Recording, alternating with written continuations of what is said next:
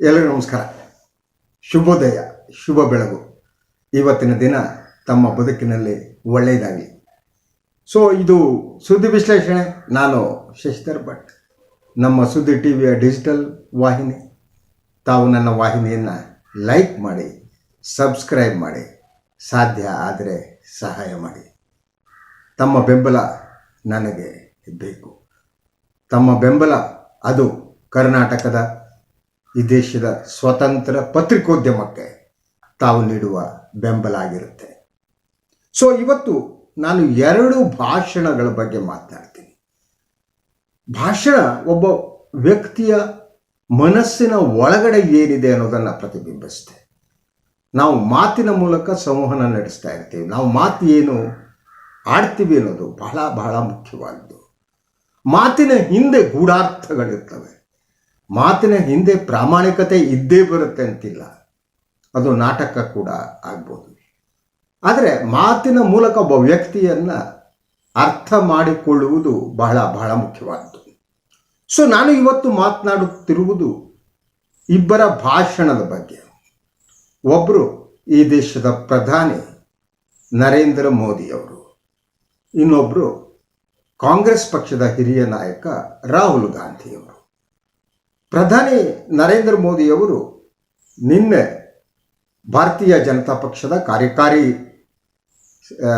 ಸಭೆ ಏನಿದೆ ಅದರ ಸಮಾರೋಪ ಸಮಾರಂಭದಲ್ಲಿ ಮಾತನಾಡಿದ್ದು. ಇದು ಬಹಳ ಮುಖ್ಯವಾದ್ದು. ಅವರು ಹೇಳಿರುವ ಕೆಲವು ಅಂಶಗಳನ್ನು ನಾನು ಇಲ್ಲಿ ವಿಶ್ಲೇಷಣೆ ಮಾಡಿದ್ದೀನಿ. ಹಾಗೆಯೇ ಭಾರತ ಜೋಡೋ ಯಾತ್ರೆಯಲ್ಲಿರುವ ರಾಹುಲ್ ಗಾಂಧಿಯವರು, ಅವರು ಪಂಜಾಬ್ನಲ್ಲಿ ಅವರು ಪ್ರವಾಸ ಮಾಡ್ತಿದ್ದಾರೆ. ಅವರು ಹೇಳಿರುವ ಕೆಲವು ಮಾತುಗಳು, ಈ ಬಗ್ಗೆ ಕೂಡ ವಿಶ್ಲೇಷಣೆ ಮಾಡ್ತೀನಿ. ಸಾಧ್ಯ ಇದ್ದರೆ, ಸಮಯ ಇದ್ದರೆ 2 ಭಾಷೆಗಳನ್ನು ಕಂಪೇರ್ ಮಾಡಿಬಿಟ್ಟು ನೋಡೋಣ. ಮೊದಲು ಪ್ರಧಾನಿ ನರೇಂದ್ರ ಮೋದಿ ಅವರ ಭಾಷಣ. ಅವರು ಹೇಳಿದ್ದೇನು? ನರೇಂದ್ರ ಮೋದಿ ಅವರು ಹೇಳಿದ್ರು, ಭಾರತದ ಉತ್ತಮ ಯುಗ ಮುಂದಿದೆ. ಈಗ ಉತ್ತಮ ಯುಗ ಇದೆಯೋ ಇಲ್ವೋ ಅನ್ನೋದನ್ನು ನೀವೇ ಅರ್ಥ ಮಾಡಿಕೊಳ್ಳಿ. ಭಾರತದ ಉತ್ತಮ ಯುಗ ಮುಂದೆ ಇದೆ. ಆ ಕಾರಣಕ್ಕಾಗಿ ಅವರು ಹೇಳ್ತಾರೆ, 2047ರವರೆಗೆ ಏನಿದೆ ಈ 25 ವರ್ಷಗಳ ಅವಧಿಯನ್ನು ಅದು ಅಮೃತ ಕಾಲ, ಆ ಅಮೃತ ಕಾಲವನ್ನು ಕರ್ತವ್ಯ ಕಾಲವನ್ನಾಗಿ ಪರಿವರ್ತಿಸಬೇಕು ಅಂತ.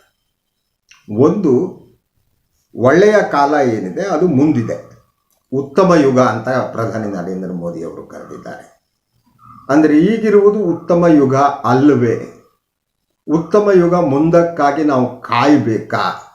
ಪ್ರಧಾನಿ ನರೇಂದ್ರ ಮೋದಿಯವರು ಈ ಮಾತನ್ನು ಯಾಕೆ ಹೇಳಿದರು?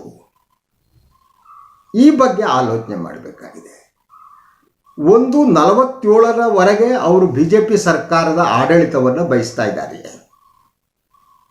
ನಿಮ್ಮ ಮುಂದೆ ಒಳ್ಳೆಯ ಕಾಲ ಬರುತ್ತೆ, ಈಗ ಆರಾಮ್ ಇರಿ, ಈಗೇನು ತಲೆ ಕೆಡಿಸ್ಕೋಬೇಡಿ ಎನ್ನುವುದು ಇವತ್ತಿನ ವಾಸ್ತವವನ್ನು ಮರೆಮಾಚುವ ಒಂದು ಯತ್ನವೇ. ಈ ಪ್ರಶ್ನೆಗಳನ್ನು ನಾವು ಕೇಳಲೇಬೇಕಾಗಿದೆ. ಅದರ ಜೊತೆಗೆ ಪ್ರಧಾನಿಯವರು ನಿನ್ನೆ ಆಡಿರುವ ಮಾತಿನ ಪ್ರಕಾರ ನಾವು 1947ರವರೆಗೆ ಏನಿದೆ ಉತ್ತಮ ಕಾಲಕ್ಕಾಗಿ ಕಾಯಬೇಕು. ಈ ಉತ್ತಮ ಕಾಲಕ್ಕಾಗಿ ಕಾಯುತ್ತಾ ವರ್ತಮಾನದ ಸಮಸ್ಯೆಯನ್ನು ಮರೆಯಬೇಕು ಅಂತ ಪ್ರಧಾನಿಯವರು ಹೇಳಿದಂತೆ ಕಾಣುತ್ತೆ. ಇದರ ಉದ್ದೇಶ ಕೂಡ ಅಷ್ಟೇ. ಮುಂಬರುವ ಚುನಾವಣೆಗಳೇನಿವೆ, ಚುನಾವಣೆಗಳಲ್ಲಿ ನಮಗೆ ಬೆಂಬಲ ಕೊಡಿ, ಯಾಕೆ ಮುಂದೆ ಅಮೃತ ಕಾಲ ಬರುತ್ತೆ. ಇದು ಪ್ರಧಾನಿಯವರ ಮಾತಿನ ಅರ್ಥ ಅಂತ ನಾನು ಅಂದ್ಕೊಂಡಿದ್ದೇನೆ. ಹಾಗೆಯೇ ಅವರು ಇನ್ನೊಂದು ಮಾತನ್ನು ಹೇಳ್ತಾರೆ, BJP ಕೇವಲ ರಾಜಕೀಯ ಚಳವಳಿಯಾಗಿ ಉಳಿಯದೆ ಸಾಮಾಜಿಕ ಚಳವಳಿಯಾಗಿ ಬದಲಾಗಿದೆ. ಈ ಸಾಮಾಜಿಕ ಮತ್ತು ಆರ್ಥಿಕ ಪರಿವರ್ತನೆಗಾಗಿ ಕೆಲಸ ಮಾಡ್ತಿದೆ. ಒಂದು ರಾಜಕೀಯ ಚಳವಳಿಯಾಗಿ ಅದು ಉಳಿದಿದೆಯೋ ಇಲ್ಲವೋ ಅನ್ನೋದು ಎಲ್ಲರೂ ಕೇಳಿಕೊಳ್ಬೇಕಾದ ಪ್ರಶ್ನೆ. BJP ಒಂದು ರಾಜಕೀಯ ಚಳವಳಿನೇ ಅಂದ್ಕೊಳ್ಳೋಣ. ಅದು ಯಾವ ರೀತಿಯ ರಾಜಕೀಯ ಚಳವಳಿ? ಆ ರಾಜಕೀಯ ಚಳವಳಿಯ ಸಿದ್ಧಾಂತ ಏನು? ಒಂದು ಚಳವಳಿಗೆ ಒಂದು ಸಿದ್ಧಾಂತ ಇರುತ್ತೆ. ಆ ಸಿದ್ಧಾಂತ ಯಾವುದು? ಯಾವ ಸಿದ್ಧಾಂತವನ್ನು BJP ಅನುಸರಿಸ್ತಾ ಇದೆ? ಈ ಪ್ರಶ್ನೆಗಳನ್ನು ಕೇಳಬೇಕು. ಅದರಂತೆ ಅವರೊಂದು ಸಾಮಾಜಿಕ ಚಳವಳಿ ಇರ್ತಾರೆ. ನಾವು ಹಲವಾರು ಸಾಮಾಜಿಕ ಚಳವಳಿಗಳನ್ನು ನೋಡಿದ್ದೇವೆ ಈ ದೇಶದಲ್ಲಿ. ಸಾಮಾಜಿಕ ಚಳವಳಿಯ ಹಿಂದೆ ಕೂಡ ಒಂದು ಸಿದ್ಧಾಂತ ಇರುತ್ತೆ. ಹಾಗಿದ್ರೆ ಬಿಜೆಪಿಯ ಸಾಮಾಜಿಕ ಚಳವಳಿ ಯಾವ ರೀತಿಯದ್ದು? ಅಲ್ಪಸಂಖ್ಯಾತರನ್ನ ಟಾರ್ಗೆಟ್ ಮಾಡುವುದು ಅವರದ್ದು ಸಾಮಾಜಿಕ ಚಳವಳಿನ? ಅದೇ ರೀತಿ ಹಿಂದುಳಿದ ವರ್ಗಗಳ ಏನಿವೆ, ಹಿಂದುಳಿದ ವರ್ಗಗಳನ್ನು ಅಪ್ರತ್ಯಕ್ಷವಾಗಿ, ದಲಿತರನ್ನ ಅಪ್ರತ್ಯಕ್ಷವಾಗಿ ಟಾರ್ಗೆಟ್ ಮಾಡುವುದು ಅವರ ರಾಜಕೀಯ ಚಳವಳಿನ? ಹೌದು ಅನ್ಸಲ್ವಾ? ಈ ಪ್ರಶ್ನೆಗಳನ್ನು ನೀವು ಕೇಳಿಕೊಳ್ಬೇಕು. ಇಲ್ಲಿರುವ ಸಾಮಾಜಿಕ ಚಳವಳಿ ಅಥವಾ ಬಿಜೆಪಿಯ ಸಾಮಾಜಿಕ ಚಳವಳಿ ಯಾವುದು? ಸಂಘ ಪರಿವಾರದ ಸಿದ್ಧಾಂತವನ್ನು ಅನುಷ್ಠಾನಕ್ಕೆ ತರುವುದು ಇವರ ಸಾಮಾಜಿಕ ಚಳವಳಿನ? ಇತಿಹಾಸವನ್ನು ತಿರುಚುತ್ತಾ ಭಾರತೀಯ ಹೆಸರಿನಲ್ಲಿ ಸತ್ಯವನ್ನು ಮರೆಮಾಚುವುದು ಇವರ ರಾಜಕೀಯ ಸಾಮಾಜಿಕ ಚಳವಳಿನ?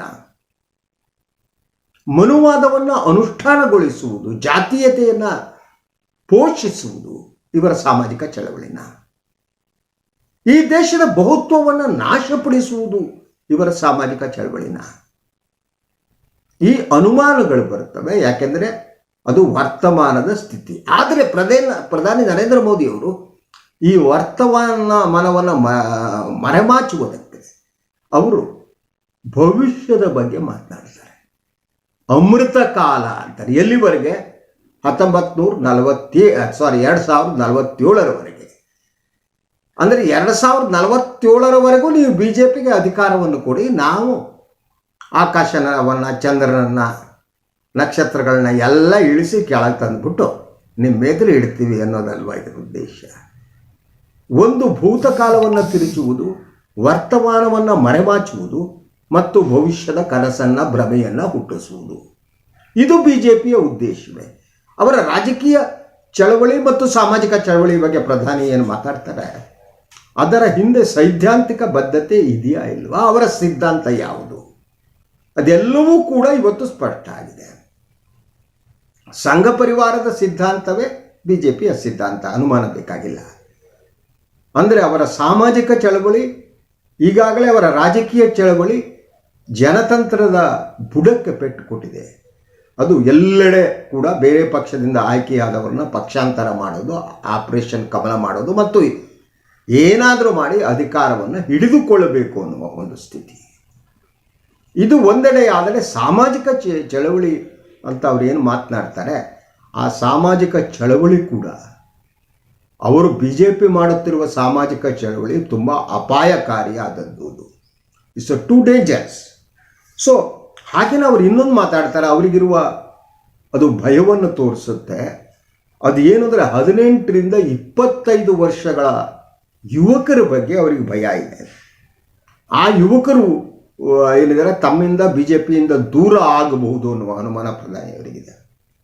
ಅವರು ತಮ್ಮ ತಕ್ಕೆಗೆ ಸಿಗಲ್ಲ ಅನ್ನುವ ಅನುಮಾನ ಇದೆ. ಯಾಕಂದರೆ ಇವತ್ತು 18ರಿಂದ 25 ವರ್ಷಗಳ ಯುವಕರೇನಿದ್ದಾರೆ ಅವರು ಈ ಧರ್ಮ ಕಾರಣ ಅಂತ ನಾನೇನಂತೀನಿ, ಅದಕ್ಕೆ ಅಷ್ಟು ಬೇಗ ಬಲಿಯಾಗಲ್ಲ. ಯಾಕಂದರೆ ಜಗತ್ತಿಗೆ ತೆರೆದುಕೊಂಡವರು ಇವತ್ತಿನ ದಿನ.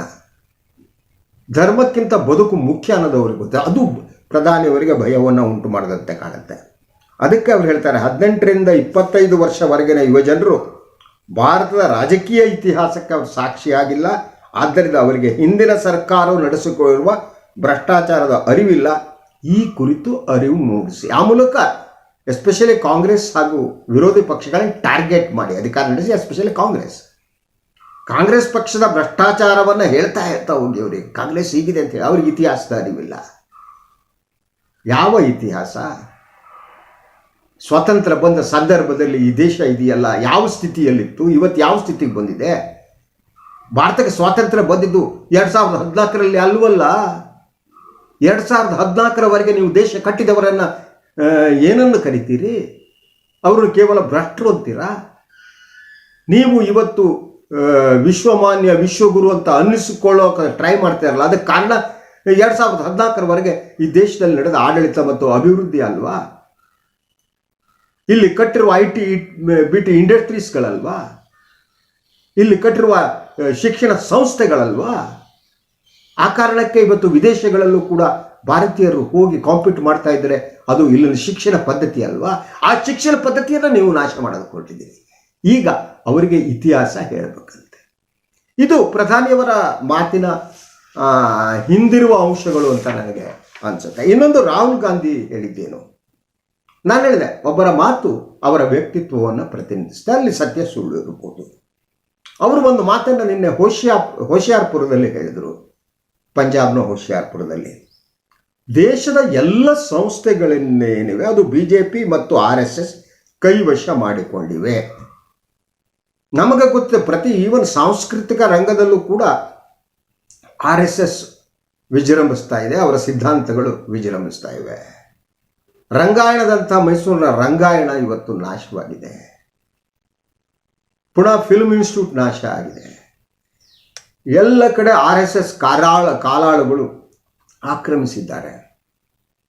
ಎಲ್ಲರೂ ಕೂಡ ಬೆಳಗ್ಗೆ ಎದ್ಬಿಟ್ಟು ಸದಾ ವತ್ಸಲೆ ಮಾತೃಭೂಮಿ ಅಂತ ಹೇಳ್ಕೊಂಡು ತಮ್ಮ ಬೆಳಗನ್ನು ಸ್ವಾಗತಿಸುವ ಸ್ಥಿತಿ ಈ ದೇಶದಲ್ಲಿ ಪ್ರಾರಂಭ ಆಗಿದೆ. ಇದ್ರ ಬಗ್ಗೆ ರಾಹುಲ್ ಗಾಂಧಿಯವರು ಆತಂಕ ವ್ಯಕ್ತಪಡಿಸುತ್ತಿದ್ದಾರೆ. ಅದರಂತೆ ಅವ್ರು ಹೇಳ್ತಾರೆ, ಚುನಾವಣಾ ಆಯೋಗ ಮತ್ತು ನ್ಯಾಯಾಂಗದ ಮೇಲೆ ಒತ್ತಡ ಹೆಚ್ಚುತ್ತಾ ಇದೆ. ನ್ಯಾಯಾಂಗದ ಮೇಲೆ ಯಾವ ರೀತಿ ಒತ್ತಡ ಹೆಚ್ಚುತ್ತಾ ಇದೆ ಅನ್ನೋದು ನಮಗೆಲ್ಲ ಗೊತ್ತು. ನ್ಯಾಯಾಧೀಶರ ನೇಮಕದಲ್ಲೂ ಕೂಡ ಸರ್ಕಾರ ತನ್ನ ನಿಯಂತ್ರಣಕ್ಕೆ ತೆಗೆದುಕೊಳ್ಳುವ ಒಂದು ಯತ್ನವನ್ನು ಮಾಡ್ತಾ ಇದೆ. ನ್ಯಾಯಾಧೀಶರ ನೇಮಕದ ಕಾಲೇಜಿಯಂನಲ್ಲಿ ಸರ್ಕಾರದ ಪ್ರತಿನಿಧಿಗಳು ಇರಬೇಕು ಅಂತ ಕಾನೂನು ಮಂತ್ರಿ ರಿಜಿಜುನಾ ಅವರು ಹೇಳಿದ್ದಾರೆ. ಒಂದು ಸಂಘರ್ಷ ಈಗಾಗಲೇ ಪ್ರಾರಂಭ ಆಗಿದೆ ಸುಪ್ರೀಂ ಕೋರ್ಟ್ ಮತ್ತು ಸರ್ಕಾರದ ನಡುವೆ. ಅದನ್ನು ನಿಯಂತ್ರಣ ತೆಗೆದುಕೊಳ್ಳುವ ಯತ್ನ ನಡೀತಾ ಇದೆ. ಅದರಂತೆ ನೀವು ಚುನಾವಣಾ ಆಯೋಗ ಏನಿದೆ, ಚುನಾವಣಾ ಆಯೋಗದ ಸ್ಥಿತಿ ಏನು ಅನ್ನೋದು ನಮಗೆ ಗೊತ್ತಿದೆ. ಹಾಗೇನೆ ಅವರು ಇನ್ನೊಂದು ಮಾತನ್ನು ಹೇಳ್ತಾರೆ, ಸ್ವಲ್ಪ ಎಮೋಷನಲ್ ನನಗನ್ಸುತ್ತೆ. ತಮ್ಮ ಕತ್ತು ಸೀಳಿದರೂ ನಾನು RSS ಕಚೇರಿಗೆ ಹೋಗುವುದಿಲ್ಲ ಅಂತ. ಸೊ ಇದು ಎಮೋಷನಲ್ ಆದದ್ದು. ನಾನು RSS ಸಿದ್ಧಾಂತವನ್ನು ಒಪ್ಪಲ್ಲ ಅನ್ನೋದು ಸರಿ, ಕತ್ತು ಸೀಳಿದರೂ ಹೋಗಲ್ಲ ಅನ್ನೋದ್ರಲ್ಲಿ ಎಷ್ಟರ ಮಟ್ಟಿಗೆ ಸರಿ ಅನ್ನೋದು ಪ್ರಶ್ನಾರ್ಥಕವಾದ್ದು. ಅವ್ರು ಆ ಮಾತನ್ನು ಹೇಳಬೇಕಾಗಿರಲಿಲ್ಲ. ನಾನು RSS ಸಿದ್ಧಾಂತವನ್ನು ವಿರೋಧಿಸ್ತೇನೆ, ಎಂದೂ ಒಪ್ಕೊಳ್ಳೋದಿಲ್ಲ ಅಂದ್ರೆ ಸಾಕಾಗಿತ್ತು. ನನ್ನ ಕತ್ತು ಸೀಳಿದರೂ ನಾನು ಹೋಗಲ್ಲ ಅನ್ನೋದು ಭಾಳ ಒಂಥರ ಇದ್ರ ಲೆವೆಲ್ಲು ಅನಿಸುತ್ತೆ. ಸೊ ಅದ್ರ ಜೊತೆಗೆ ಅವರು ತಮ್ಮ ಸಹೋದರ ವರುಣ್ ಗಾಂಧಿ ಅವರ ಬಗ್ಗೆ ಮಾತನಾಡಿದರೆ, ಅವರು BJP ಸಂಸದರಾಗಿರುವಂಥವರು. ಸೊ ಅವ್ರ ಬಗ್ಗೆ ಕೂಡ ಮಾತನಾಡಿದ್ದಾರೆ. ಸೊ ಯಾವ ಕಾರಣಕ್ಕೂ ಸೈದ್ಧಾಂತಿಕ ಹೊಂದಲ್ಲ, ನಾನು ಪ್ರೀತಿಯಿಂದ ಅವ್ರನ್ನ ಒಪ್ಪಿಕೊಳ್ತೇನೆ. I appreciate that. Personal relation deny ಮಾಡೋಕ್ಕಾಗಲ್ಲ ಸಿದ್ಧಾಂತ ಕಾರಣಕ್ಕಾಗಿ. ನಾನು ಅವ್ರನ್ನ ಪ್ರೀತಿಯಿಂದ ಒಪ್ಕೋತೇನೆ, ಆದರೆ ನಮ್ಮ ಸಿದ್ಧಾಂತ ಹೊಂದಾಣಿಕೆ ಆಗದೇ ಇಲ್ಲ ಅನ್ನೋ ಮಾತನ್ನು ಹೇಳಿದ್ದಾರೆ. ಅದ್ರ ಜೊತೆಗೆ ಇನ್ನೊಂದು ಭಾಳ ಮುಖ್ಯವಾದ್ದು, ಅದು ರಾಜ್ಯಗಳ ಆಡಳಿತಕ್ಕೆ ಸಂಬಂಧಪಟ್ಟದ್ದು. ಅವರು AAPಯನ್ನು ಟಾರ್ಗೆಟ್ ಮಾಡ್ತಾ ಹೇಳಿದ್ದಾರೆ. ಪಂಜಾಬ್ನಲ್ಲಿ ಆಮ್ ಆದ್ಮಿ ಪಕ್ಷದ ಸರ್ಕಾರ ಇದೆ. ಸೊ ಇಲ್ಲಿ ಆಡಳಿತ ಇಲ್ಲಿಂದಲೇ ನಡಿಬೇಕು ಹೊರತು ದೆಹಲಿಯಿಂದ ಅಲ್ಲ ಅಂತ. ಇದು ಭಾಳ ಮಹತ್ವದ್ದು ಅನಿಸುತ್ತೇನೆ. ಯಾಕಂದರೆ ಇವತ್ತು ಬಹುತೇಕ ರಾಜಕೀಯ ಪಕ್ಷಗಳೇನಿವೆ, ರಾಜಕೀಯ ಪಕ್ಷಗಳು ರಾಜ್ಯಗಳ ಪಕ್ಷದ ಮೇಲೆ ಮತ್ತು ಸರ್ಕಾರದ ಮೇಲೆ ನಿಯಂತ್ರಣವನ್ನು ಹೇರಿಕೊಳ್ಳುವ ಪ್ರಕ್ರಿಯೆಯನ್ನು ಪ್ರಾರಂಭಿಸ್ಬಿಟ್ಟಿವೆ. ಅದು ಯಾವುದೇ ಇರಲಿ, ಸೊ ಸಂಪೂರ್ಣ ನಿಯಂತ್ರಣ ಹೈಕಮಾಂಡ್ನಲ್ಲಿರುವಂಥ ಹೈಕಮಾಂಡ್ ಸಂಸ್ಕೃತಿ, ಅದನ್ನು ಅದಾಗಕೂಡ್ದು ಅನ್ನುವ ಮಾತನ್ನು ಹೇಳಿದ್ದಾರೆ. ಈಗಂತೂ BJPಯ ಬಹುತೇಕ ಸರ್ಕಾರಗಳೇನು, ಮುಖ್ಯಮಂತ್ರಿಗಳೆಲ್ಲ ಕೂಡ ಕೇಂದ್ರದ ಒಂದು ರೀತಿಯ ಗುಲಾಮರಾಗಿ ಹೋಗಿದ್ದಾರೆ. ಅದು ಬದಲಾಗಬೇಕು ಅನ್ನುವ ಆಶಯವನ್ನು ನಾನು ಸ್ವಾಗತಿಸ್ತೇನೆ. ಆದರೆ ಅದು ರಾಹುಲ್ ಗಾಂಧಿ ಅವರಿಗೆ ಎಷ್ಟರ ಮಟ್ಟಿಗೆ ಸಾಧ್ಯ ಆಗತ್ತೆ ಅನ್ನೋದು ಬಹುದೊಡ್ಡ ಪ್ರಶ್ನಾರ್ಥಕ ಚಿಹ್ನೆ. ಏನಿವೆ, ಇಬ್ಬರ ಭಾಷಣವನ್ನು ತಮ್ಮ ಮುಂದೆ ಇಟ್ಟಿದ್ದೇನೆ, ಇಬ್ಬರು ಮಾತನಾಡಿದ್ದನ್ನು ತಮ್ಮ ಮುಂದೆ ಇಟ್ಟಿದ್ದೇನೆ. ತಾವು ಈ ಬಗ್ಗೆ ಆಲೋಚನೆ ಮಾಡಿ. ಯಾವುದು ಸತ್ಯ, ಯಾವುದು ಸುಳ್ಳು, ಯಾವುದು ಭ್ರಮೆ, ಯಾವುದು ಭಯ, ಇವತ್ತಿನ ರಾಜಕಾರಣ ಯಾವ ಸ್ಥಿತಿಗೆ ಬಂದಿದೆ ಅನ್ನೋದು ಇದರಿಂದ ಅರ್ಥ ಆಗುತ್ತೆ. ಮತ್ತೊಮ್ಮೆ ತಮಗೆಲ್ಲ ಶುಭ ಕೋರ್ತೇನೆ. ಇವತ್ತಿಂದೆಲ್ಲ ಒಳ್ಳೆಯದಾಗಲಿ. ತಾವು ನನ್ನ ಯೂಟ್ಯೂಬ್ ಚಾನಲ್ನ ಸಬ್ಸ್ಕ್ರೈಬ್ ಮಾಡಿ. ತಾವು ಸಬ್ಸ್ಕ್ರೈಬ್ ಮಾಡಿದರೂ ನನಗೆ ಸಹಾಯ ಮಾಡಿದಂತೆ. ಹಾಗೆಯೇ ಸಾಧ್ಯ ಆದರೂ ಸಹಾಯ ಮಾಡಿ, ಲೈಕ್ ಮಾಡಿ. ನೀವು ಸಬ್ಸ್ಕ್ರೈಬ್ ಮಾಡುವ ಮೂಲಕ ನನ್ನ ಶಕ್ತಿ ಹೆಚ್ಚುತ್ತೆ. ಅದು ತಮ್ಮ ಪ್ರತಿಕ್ರಿಯೆ ಅಂತ ಅನ್ಕೋತೀನಿ. ಇಲ್ಲಿವೆ, ಇವತ್ತಿಂದೆಲ್ಲ ಒಳ್ಳೆಯದಾಗಲಿ. ನಮಸ್ಕಾರ.